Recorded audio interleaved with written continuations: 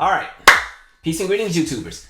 So music is an entity that often serves as a timestamp for our journey through life, and oftentimes you hear people speak of different songs or albums that really speak to a moment in time, like a tragedy or a milestone. But sometimes there are songs that happen to really just land and fall in the moment and indirectly become the soundtrack to an era. Let me ask you something. Have you ever been to an event, let's say a cookout, maybe it's a party, maybe even a club, and then you hear this song?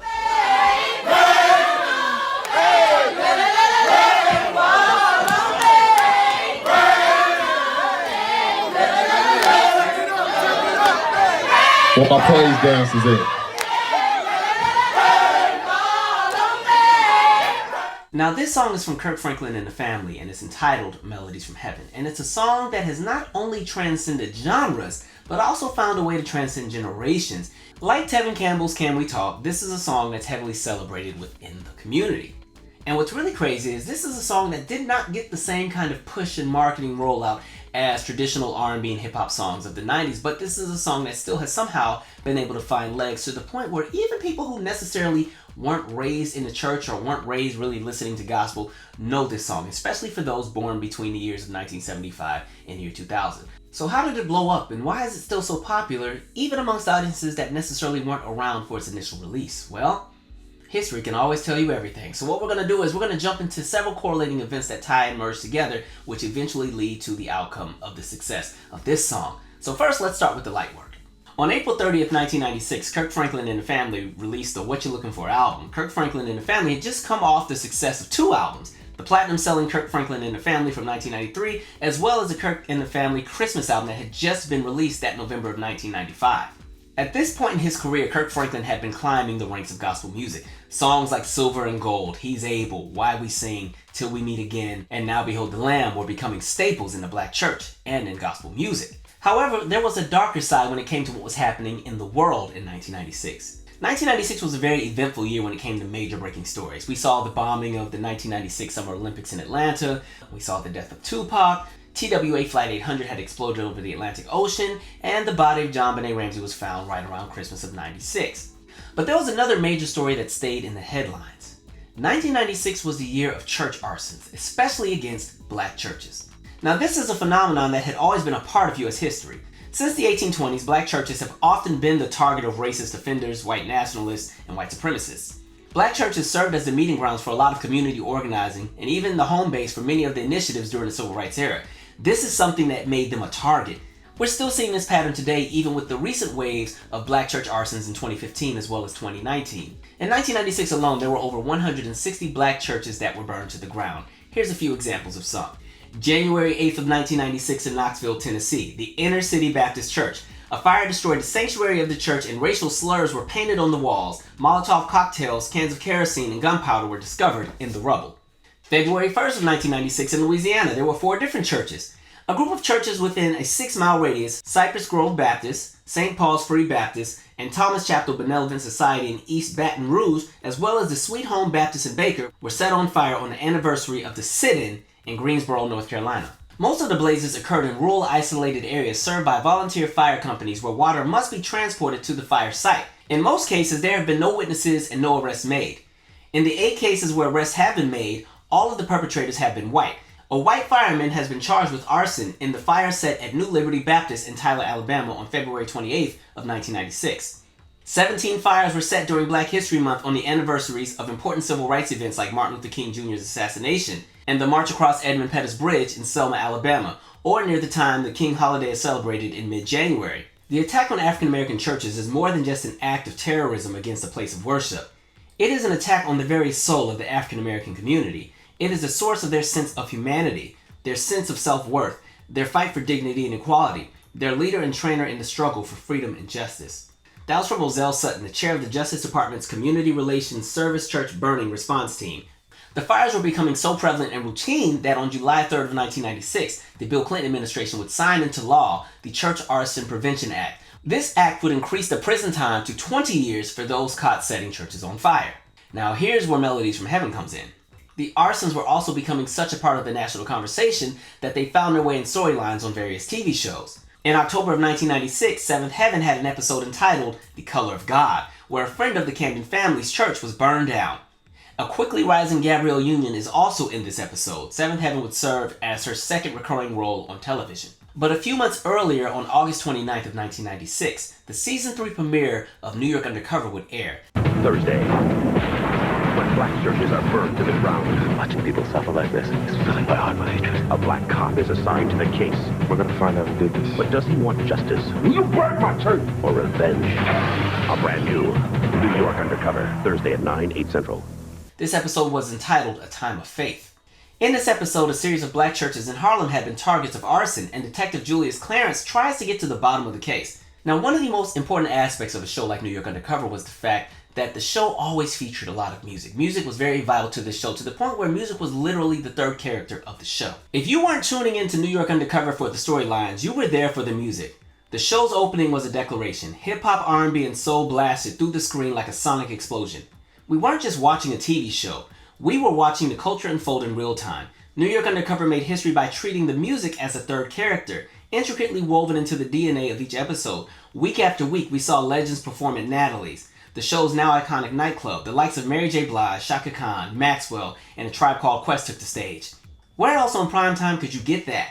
By the way, I wish SWV would have recorded that 1996 version of their cover of There'll Never Be that they performed on New York Undercover. They do have a studio version that was recorded after the 2010s, but there's something about that performance on that episode. Please go and YouTube it, because the vocals, they just, man, you want to talk about some good singing and a great pocket. Now, during this episode, we end up at a funeral scene, and this is the funeral service for the choir director that unfortunately passes away as a result of the arson. So while the eulogy is taking place, and mind you, this isn't just a typical they lived a good life and this is the high school they went to and they had 3 kids kind of eulogy.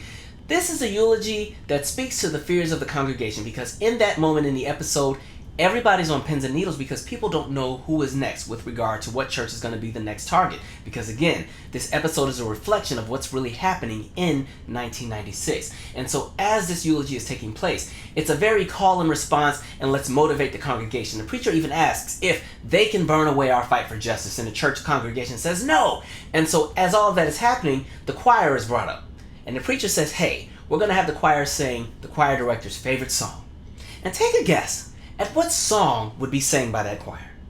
Kirk Franklin and the Family appear in the episode and they perform a rendition of Melodies from Heaven. And as this song is being performed, they're also showing footage from actual church arsons and fires from the civil rights era. The song would be performed twice during the episode, once during the funeral scene and again towards the end of the episode.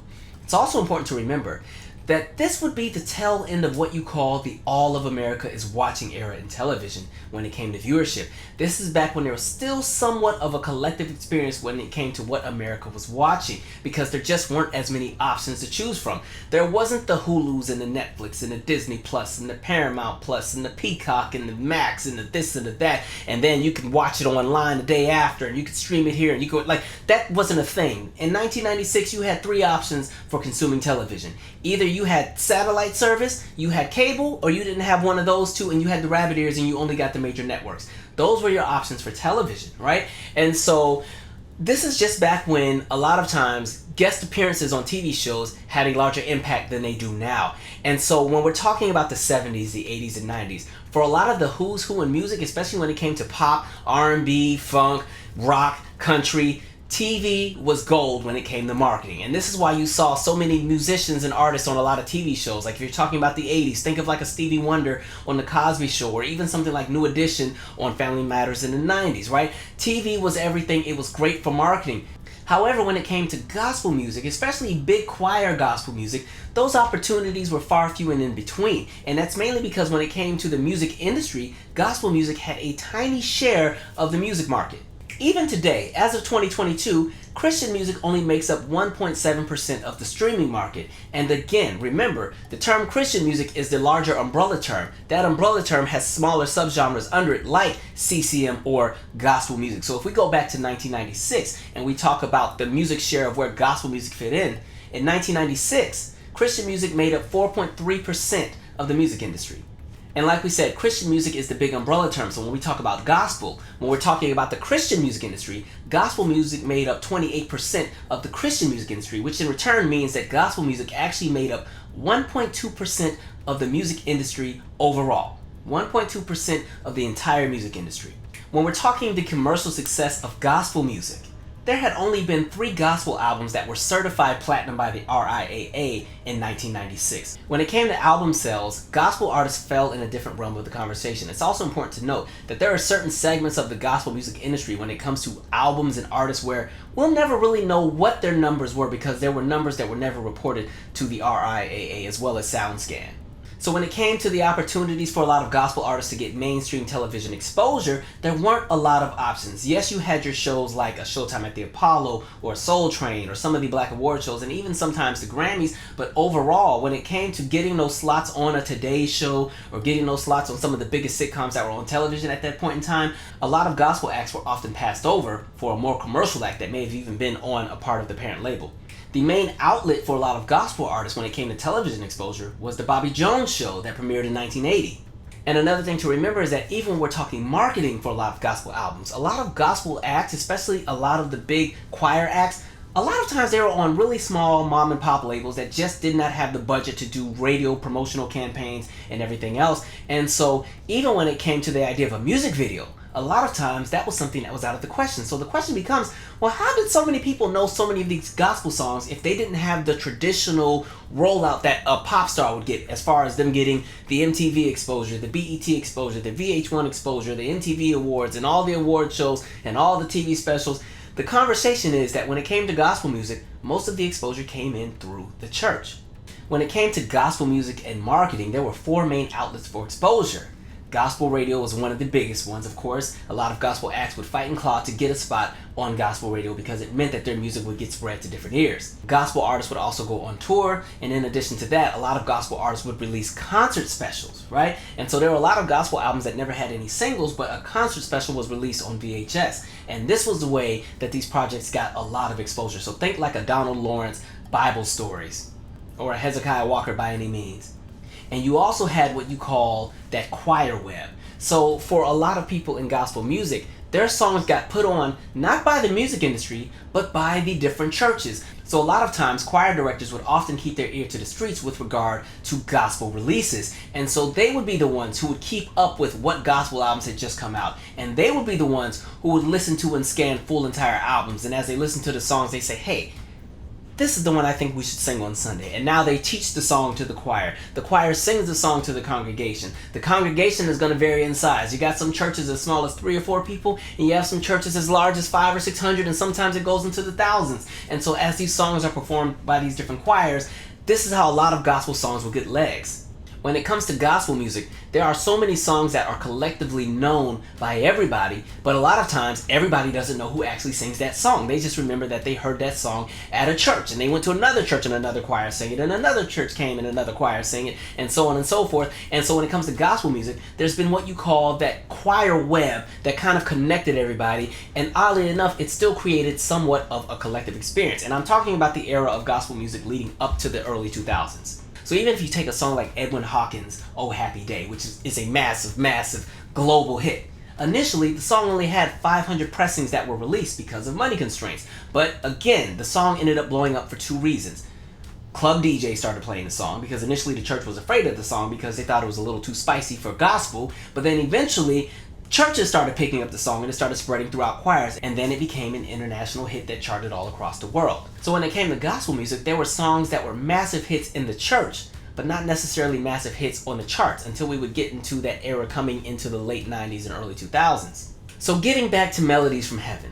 Now, like we said, Kirk Franklin was already pretty established in gospel music, but he hadn't quite yet crossed over into that commercial realm because, again, this is before Stump, right? We're still walking, okay? This is before Stump. This is before Revolution. This is before Looking For You. This is before I Smile. This is before all of those big Kirk Franklin hits that have really crossed over commercially. Kirk Franklin's What You're Looking For album had already been released months earlier and had been doing really well on the gospel and Christian music charts. However, after the airing of that New York Undercover episode, there was buzz around this song, and it was mainly because it was something that was different. Even when we talk about gospel, Melodies from Heaven was a song that didn't quite sound like what was traditionally out there. It had somewhat of a soulful and R&B element to it that was really appealing to people who necessarily didn't always grow up in the church or even be really familiar with gospel music. The buzz from the song became so popular that the song started to get radio play on adult R&B stations. This would help the album still sit at the top of the gospel charts well into December of 1996. The What You Looking For album would peak at number 3 on the R&B charts, number 23 on the Billboard 200 charts, and also eventually sell 2 million copies. At the time of the episode's airing, New York Undercover was one of the most watched shows in black households, and it was the 9th most watched show on its respective network. Now, it wasn't one of the biggest shows on television, and as a matter of fact, it had to compete in the same time slot as a massive TV show like Seinfeld, which was pulling in 20 million viewers an episode at that point in time. But New York Undercover's episode had just enough legs to generate buzz for somebody like Kirk Franklin and the Family. And so for the millions of people who were watching that episode, there were tons of people who were being introduced to not only Kirk Franklin's music, but also gospel music for the very first time. And for people who already had an understanding of gospel music, but may have not really been into it, Melodies from Heaven was something that was different, right? It was something that was still gospel, it still had all the elements of gospel music, but it just, something about it wasn't quite the same. And I think it's something that pulled in a lot of people who necessarily didn't always listen to gospel music. And the cool thing about gospel music, especially when we're talking about 92 going into almost 97, is that gospel music was expanding into so many realms creatively when it came to innovation that there were so many amazing sounds that were coming out. And so a lot of people who initially only thought gospel music was kind of a certain sound that you only think of on Sunday mornings and stumping on the hardwood floors, it was kind of like people realized, wow, gospel music can go into so many realms, and it would expand into different elements. And so a lot of people really kind of got into that specific sound. Even the simplicity of the song, right? Lyrically, there's not a lot of lyrics. There's not a lot of verses. It's a pretty easy song to learn and a pretty easy song to remember. This was a massive time period for gospel in general. Between 1993 and 1997, the size of the gospel music industry doubled. And again, that conversation of what you call the collective experience. I think at the time that the song was released, and with everything that was happening with Black America in 1996, it was a song that just happened to land at the right time. And every time I hear this song, and it gets to the segments where you have the 3 sections broken down and singing together, it just always reminds me of the beauty of a collective experience. And I think that's why even in modern times, people love to sing this song at events or different moments where they have an opportunity, because again, you have this group of people who don't even know each other, but they know this song. And they know how to come in together and sing in this beautiful harmony where in that moment for that 30 seconds or that 45 seconds or however long they sing this song, there is a moment where everybody is on one page and there's that element of unity. And that's the beauty of music, right? And so for something that was so tragic like the burning and the arson of so many black churches, there's still that element of what you call that ubiquity, that element of resilience and that element of community that exists within the black collective where we still find our way to each other during the worst of times. And I think that's one of the reasons why a song like Melodies from Heaven has been able to stick and connect with so many over the years throughout different generations, to the point where, again, like we said, even people who don't really listen to gospel music know this song. And that's the beauty of music. And so when we talk about Melodies from Heaven, it is a song that was a massive hit in the world of gospel music, to the point where it's been able to continue to thrive through generation and generation. Now it's a conversation of nostalgia, especially for those born between 1975 and 2000, but they've been able to spread that same love of that song to the later generations, to the point where when you're at an event and a DJ plays a song, he can literally stop the music and everybody knows where to come in. The sopranos know when to come in on their part, the altos know when to come on theirs, the tenors know when to come in on theirs, they know when to modulate up to the next key. It's just become a song that has become a gem within our collective experience. And so it goes to show that a lot of times the music that we indulge with, the music that we love, often has some element or is tied to some realm of reality that existed in the past when it comes to history, because again, music serves as a soundtrack to our lives. Anyway, that's all I have. I'm out. Share your 2 cents. Subscribe.